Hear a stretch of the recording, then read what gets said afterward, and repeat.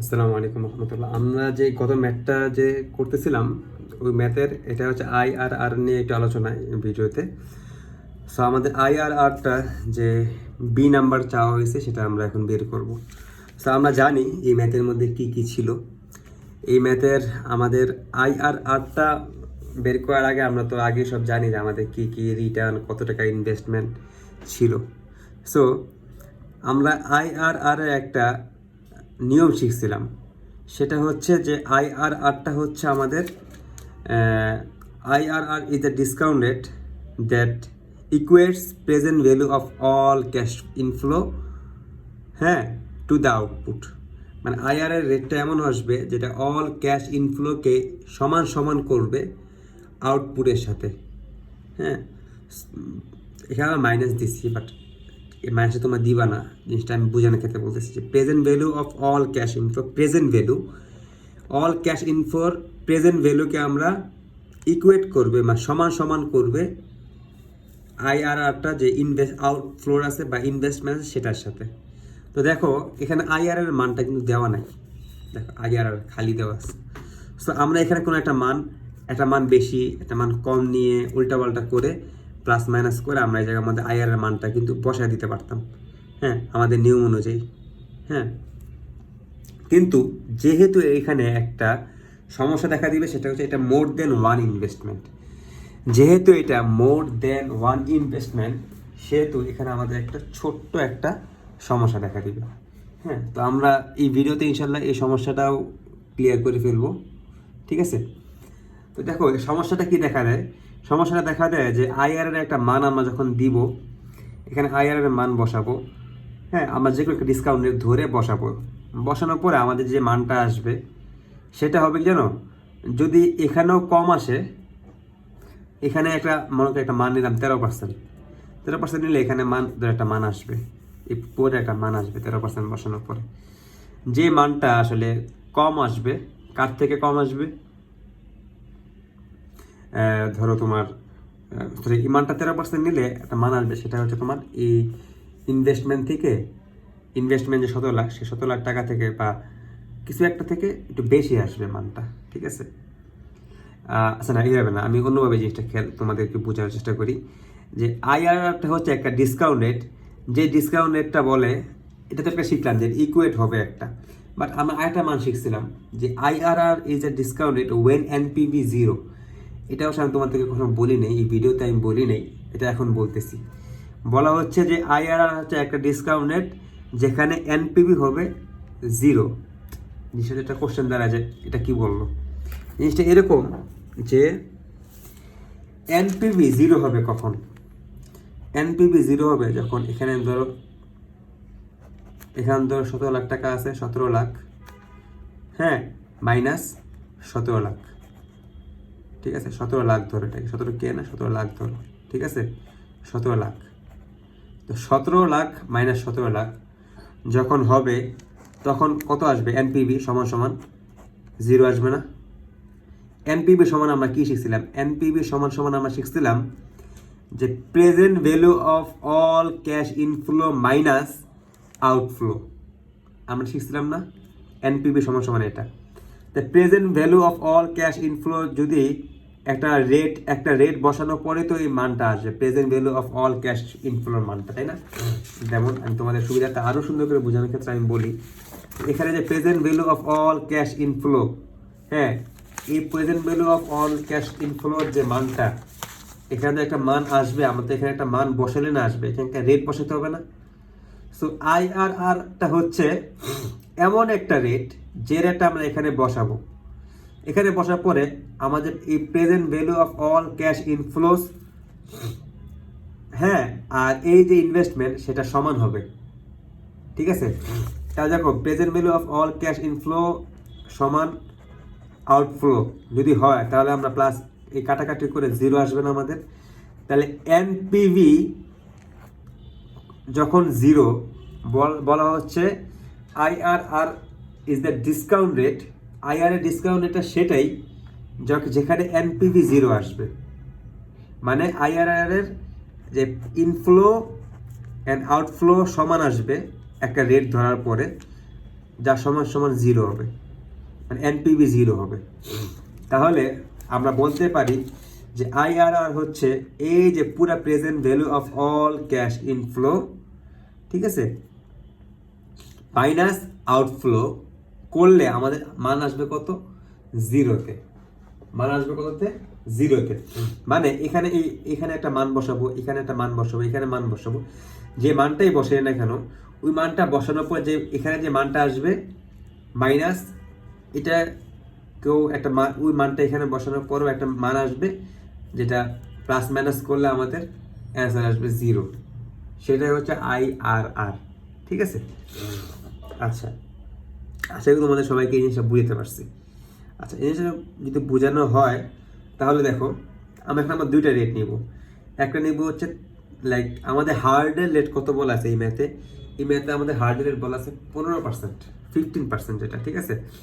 তো হার্ডের রেট যদি এই ম্যাথে 15% বলা থাকে তাহলে আমরা হার্ডের রেটের কাছাকাছি নিব। সো এমন একটা মান নিব যে মানটা আছে না আমাদের 0-র কাছাকাছি হবে, যেটা আমরা বলছি 0 সমান হতে হবে, হ্যাঁ 0 হবে, তো 0-র কাছাকাছি যেন হয়। তো আমরা প্রথম 13% হার্ড রেটের কাছাকাছি নিব। আমরা প্রথম 13% নিলাম, ওকে। 13% নিয়ে আমরা দেখব কত আসে। আমরা ওইরকম ক্যালকুলেটর নিব, ক্যালকুলেটর নিয়ে প্রত্যেকটা জায়গায় আমরা 13% বসাবো, হ্যাঁ 1 যোগ করে, ডিরেক্ট যোগ করে 1.13 whole to the power 3, 1.13 whole to the power 4, এরকম করে প্রত্যেক জায়গায় মান বসাবো। এখানেও বসাবো, দেখো আমরা এখানেও বসাবো, এখানেও বসানোর পর একটা মান আসবে আমাদের, ঠিক আছে, একটা মান আসবে। আসার পরে আমরা দেখতেছো 13% বসালে আমাদের মান আসে 14,000, যেটা 0 থেকে কিন্তু অনেক বড়, মানে এই পুরোটা মান আসতেছে 14,000। আমাদের পুরোটা কিন্তু 0 সমান হতে হবে। 0 সমান হতে গেলে হার্ড রেটের কাছাকাছি ধরলাম একবার 13% দিয়ে, হার্ড রেটের কাছাকাছি এবার আমরা 14% দিয়ে ধরি। ধরার পর দেখবা কি মান আসবে -6,800 বা 68,250, যেটার মানে হচ্ছে 17,000 ওজন 14, হ্যাঁ, যেটা মানে হচ্ছে এটা 0 থেকে অনেক ছোট, এটা 0 থেকে বড়। আমরা দুইটা মান পেয়ে গেছি, একটা 0 থেকে বড়, একটা 0 থেকে ছোট। আমার দুইটা মান বের করতে হবে, একটা 0 থেকে বড় হবে, আরটা হবে 0 থেকে ছোট। তো আমার দুইটা রেট দিয়ে দুইটা মান পেয়ে গেছি। এখন আমরা ইন্টারপোলেশন করব একবার, একটা নিয়মে আরেকটা নিয়মে আমরা এই যে এলডিআর এই সিস্টেমটা অ্যাপ্লাই করব। আচ্ছা, প্রথমে আমরা ইন্টারপোলেশন করি, ঠিক আছে। ইন্টারপোলেশনে কি বলছে, প্রথমে আমরা এই যে আমরা শীটের মধ্যে শিখছিলাম কি প্রথমে ছোট মানটা দেওয়া হয়েছে, এরপরে বড় মানটা দেওয়া হয়েছে। বাট স্যার বলছে এটা উল্টা করলেও হবে, আগে বড় মানটা দিবা পরে ছোট মানটা দিয়ে করলেও হবে, বাট তখন একটু চেঞ্জ আসবে। আমরা শীটের মধ্যে আগে ভিডিওতে আমি দেখাইছিলাম যে ছোট মান উপরে দিছি আর নিচে দিছি বড় মান, দেওয়ার পরে এই দুটো বিয়োগ করে একটা মান আসছে না, এরপর এই যে এক্সট্রা আসছে এক্সট্রার সাথে আমরা এটাকে যোগ করে দিয়েছিলাম, হ্যাঁ, যোগ করে দেওয়ার পরে আমাদের যে একটা মান আসছে। বাট এখানে আমরা করবো যেহেতু এটা বড় মান নিছি, যেহেতু এখান থেকে এটাকে আমরা মাইনাস করছি, মাইনাস করার পর আমার কি এক্স আসছে, মানে এই 14% থেকে ছোট হবে আইআরআরটা, তাই না? দেখো এটা 14, এটা 13, তাহলে আইআরআরটা মাঝখানে, এর থেকে 14 থেকে ছোট আসবে। যেহেতু 14 থেকে ছোট আসবে আইআরআরটা, তো 14 মাইনাস আইআরআর সমান সমান এক্স আসছে।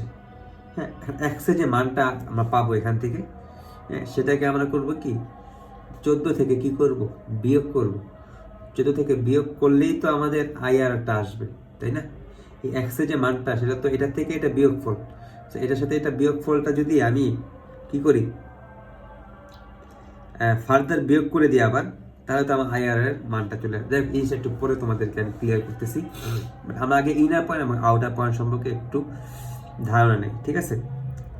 আচ্ছা, দেখো এখানে আমরা বলছি এই দুটাতে বিয়োগ করবো, বিয়োগ করে যে মানটা আসবে সেটা আমরা এখানে দিব। এই দুটা থেকে বিয়োগ করবো, বিয়োগ করলে আমাদের মান আসতেছে এটা। সবসময় ছোটটা থেকে বড়টা থেকে ছোটটা মাইনাস করবো। এখানে বড় কোনটা, এটা ছোট কোনটা, 0 থেকে কি ছোট না, এটা মাইনাস, বড় থেকে ছোটটা আমরা মাইনাস করবো, মাইনাস করে আমাদের এই মানটা আসবে। এরপরে আমরা এইটা থেকে এটাকে বিয়োগ করব, এটা বড়, এটা থেকে এটাকে বিয়োগ করব, এই মানটা আসবে। এটা থেকে এটাকে বিয়োগ করব, এই মানটা চলে আসবে আমাদের। এটা ইনার, এটা ইনার, এটা আউটার, এটা আউটার। ওকে, আচ্ছা, ইনার ইনার আউটার শেষ করলাম। এরপর আমরা দেখো এই যে ইনার আউটার, ইনার আউটার। ওকে, আচ্ছা, এখন আমরা কি করব? এখন আমরা করব আড়াআড়ি গুণ করব, করে আমরা এক্স এর মানটা পেয়ে গেলাম। এখন আমরা এক্স এর মানটা পেলাম না, এক্স এর মানটা করব কি, এই এক্স এর যে মানটা পেলাম সেটা করব কি, এটা থেকে বিয়োগ করব। বিয়োগ ফলটাই হচ্ছে আমাদের আইআর। ওকে, আর যদি আমরা এত এত চিন্তা করা লাগবে না, যদি আমরা প্রথমে বড় সংখ্যা নেই, এরপর ছোট সংখ্যা, ছোট রেটটা দিই, তাহলে আমরা করব কি, এক্স এর মানের সাথে এটাকে বিয়োগ করে দিব, তারপর আমাদের আইআরটা চলে আসবে। আর যদি আমরা শিটের মধ্যে প্রথমে কি করি, প্রথমে ছোট রেটটা নিই, যেমন এখানে শিটের মধ্যে আমরা যে করছি,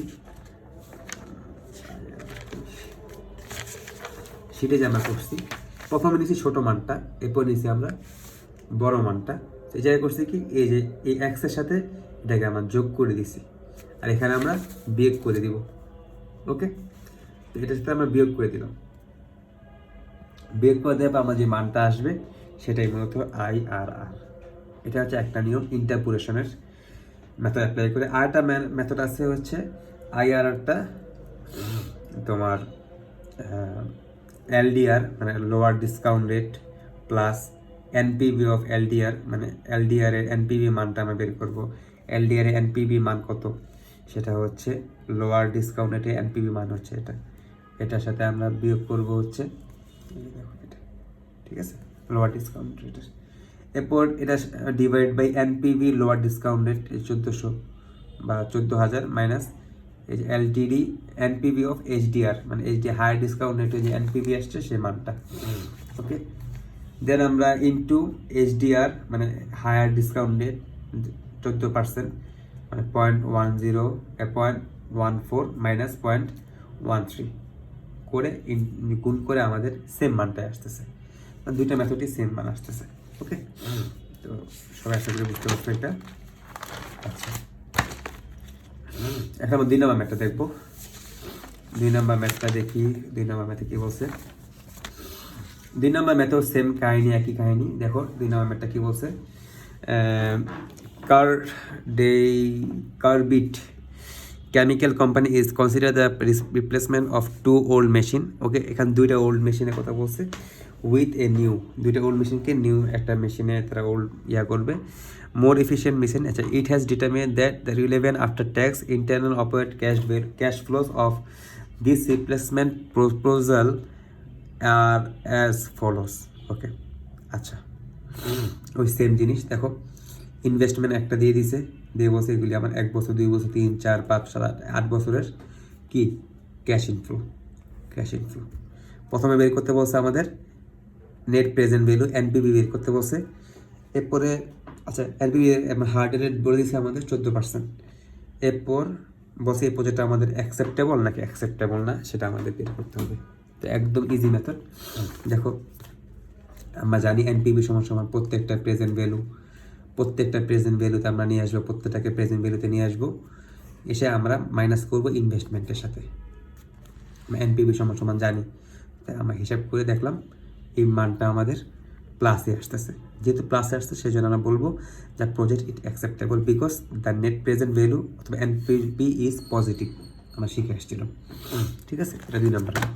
আমি একটু তাড়াতাড়ি যাচ্ছি এই জন্য, কারণ এই ম্যাথগুলি সহজ এবং আমরা রুলসগুলো শিখে আসছি আগেই। ওকে, আচ্ছা, তো এখন আমরা প্রবলেমে যাব। প্রবলেম 1 নম্বরে দেখো, আমরা দেখতেই পারতেছি প্রজেক্ট এ এবং প্রজেক্ট বি, 2টা প্রজেক্ট দিছে। এখন আমরা এই জায়গায় কাজ হবে 2টা প্রজেক্ট নিয়ে, প্রজেক্ট এ এবং প্রজেক্ট বি নিয়ে। ওকে, ঠিক আছে, শুরু করি তাহলে। দেখো প্রজেক্ট এতে আমরা প্রফিট আফটার ট্যাক্সে একটা টাকা দিয়েছে, নেট ক্যাশ ফ্লো একটা টাকা আছে। প্রজেক্ট বি তো প্রফিট আফটার ট্যাক্সে একটা টাকা আছে, নেট ক্যাশ ফ্লোতে একটা টাকা আছে, বাট কস্ট দিয়ে দিছে এত টাকা। কস্ট মানে কি? কস্ট মানে হচ্ছে আমাদের ইনভেস্টমেন্ট। আমরা বুঝতে পারতেছি যে প্রজেক্ট এতে কস্ট ইনভেস্টমেন্ট হচ্ছে আমাদের 9,000 টাকা। ওকে, মানে ইনভেস্টমেন্ট 9,000 টাকা, এটা ইজি একটা বিষয়, আমরা বুঝতে পারলাম। এবার প্রফিট আফটার ট্যাক্সের অ্যামাউন্টটা দেখো, এই অ্যামাউন্টটা হচ্ছে 1000, বাট নেট ক্যাশ ফ্লোতে 1 বছরে অ্যামাউন্টটা হচ্ছে 5000, মানে এটার থেকে 4000 টাকা বেশি।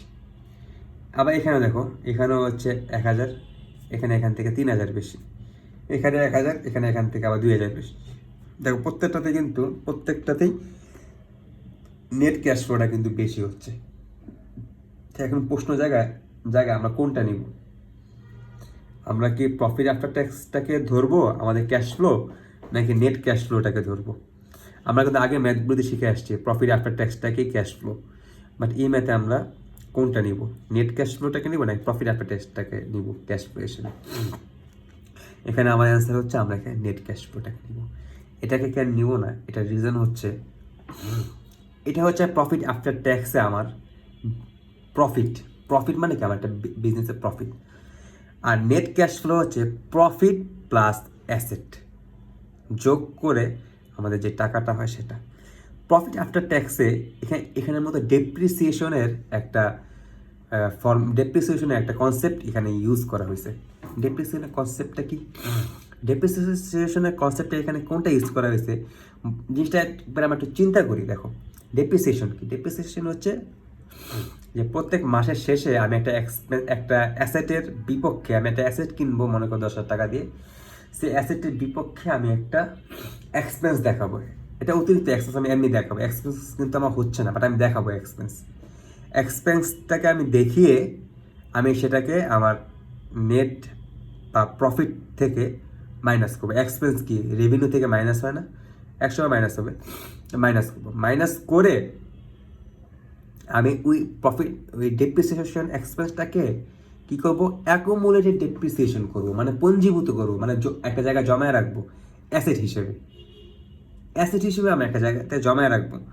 তো জিনিসটা কী হচ্ছে যে আমার প্রফিট আফটার ট্যাক্স মানে সব ট্যাক্স, তারপর এক্সপেন্স সব কিছু দিয়ে আমার 1000 টাকা থাকতেছে, ওইখানে ডেপ্রিসিয়েশন এক্সপেন্সটাও অ্যাড হচ্ছে।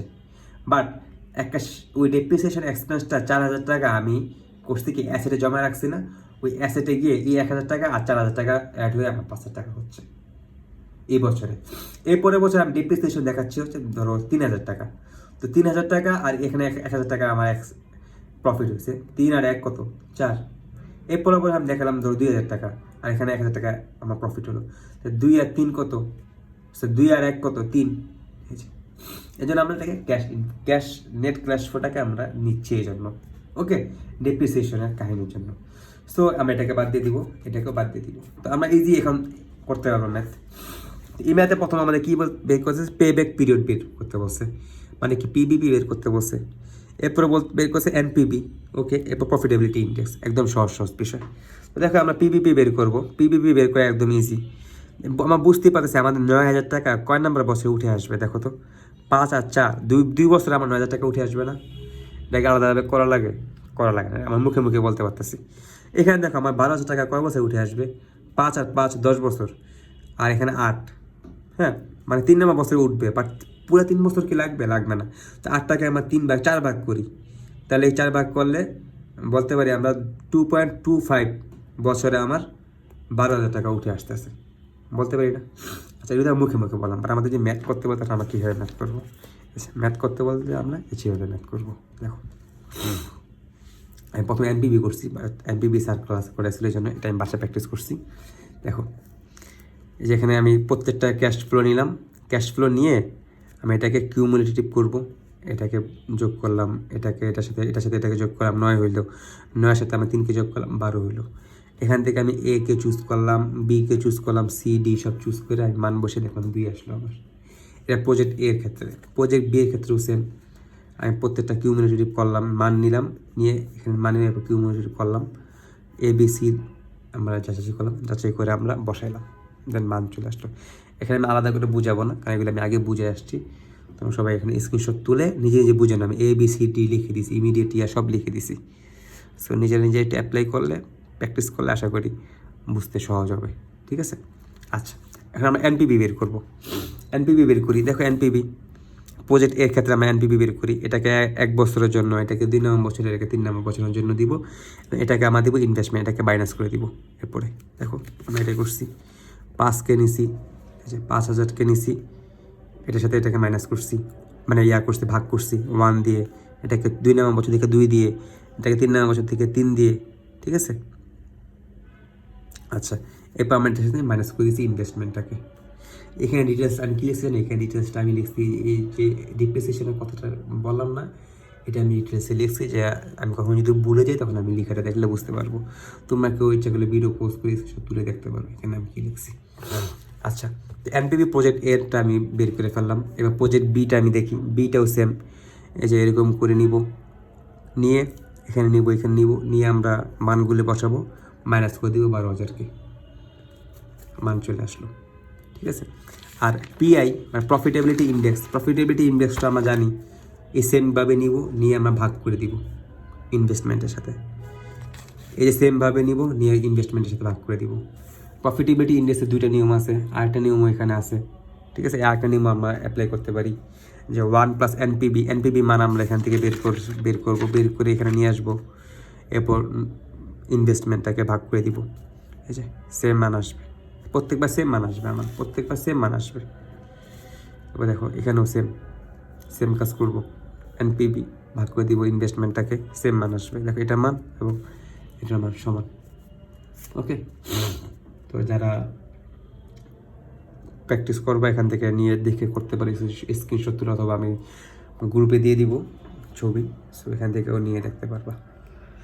তো এই ম্যাথটাও আশা করি আমরা বুঝতে পারছি প্রবলেমের, ঠিক আছে। আচ্ছা, এরপর আমরা প্রবলেমের ছোট একটা ম্যাথ দেখবো, এরপরের ভিডিওতে আমরা একটা ম্যাথ দেখবো ইনশাল্লাহ। এখন আমরা 3 নম্বর ম্যাথটা দেখি, ঠিক আছে। প্রবলেমে 3 নম্বর ম্যাথটা কী বলছে? প্রবলেমে 3 নম্বর ম্যাথটা বলছে যে the following R exercise on internal rate of return. আমরা ইন্টারনাল রেট অফ রিটার্নটা বের করতে বলছে কিসের? একটা ইনভেস্টমেন্ট দিছে 1,000 টাকা টুডে, আজকে 1,000 টাকা, ওকে, উইল রিটার্ন 2,000 টাকা at the end of 10 years. মানে 1,000 টাকা একটা ইনভেস্টমেন্ট আমি করব, 10 বছর পর সেটা রিটার্ন আসবে কত? 2,000 টাকা।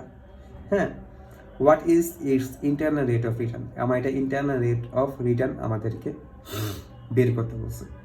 সো আমরা আসার চেষ্টা করি।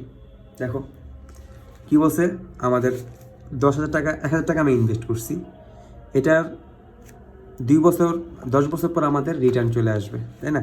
সো আমরা শিখছি কি, IRR is the discount rate that equates, হ্যাঁ, সমান করে present value of all cash inflow কে কার সাথে? আউটফ্লোর সাথে। মানে আউটফ্লোর সাথে present value of all cash ইনফ্লোকে সমান করে IRR। সো আমরা এটা লিখলাম, এখানে আমরা IRR দিলাম, বাট আমরা এই রেটটা জানি না। হ্যাঁ, এটা প্রেজেন্ট ভ্যালু, এখানে 10%। IRR হচ্ছে এমন একটা রেট যেটা কি করে, যে present value of all cash inflow, এটা হচ্ছে প্রেজেন্ট ভ্যালু, এটা ইনফ্লো, বাট এটাকে প্রেজেন্ট ভ্যালুতে আমরা নিয়ে আসবো এই জিনিসটা ইউজ করে। হ্যাঁ, যেটা ইকুয়েট করবে আউটপুটের সাথে বা আউটফ্লোর সাথে, ঠিক আছে।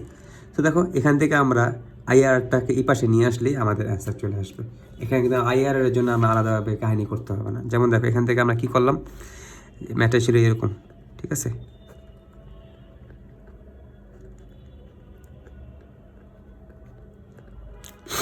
এখান থেকে আমরা দেখো আর বজ্র গুণন করব,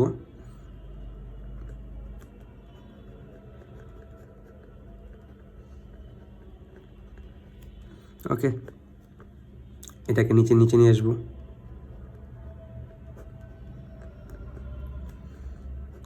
1 + IRR পাওয়ার 10টা এই পাশে চলে গেলে ভাগ হয়ে যাবে, 1/10 আসবে, সমান 1 + IRR। এখন আমি দেখো, সরি 3 লিখে 2 আসবে, এই 1টাকে মাইনাস এখানে নিয়ে গেলাম, মাইনাস করে IRR সমান এটা ভাগ 1, এখানে এইরকম ছিল, ওকে। সো এটাও খুব সহজ একটা ম্যাথ, তবে এই ম্যাথটা খুব ইম্পর্ট্যান্ট, এটা আমাদের কুইজের 2 মার্কের জন্য কুইজে হয়তো এই ম্যাথটা আসবে, স্যার বলে দিয়েছে, ঠিক আছে। সো এই ম্যাথটা আমরা সবাই করে রাখবো, এই পরের ভিডিওতে ইনশাল্লাহ আমি এই 4 নম্বর ম্যাথটা করে দিব ইনশাল্লাহ। ধন্যবাদ সবাইকে, আসসালামু আলাইকুম।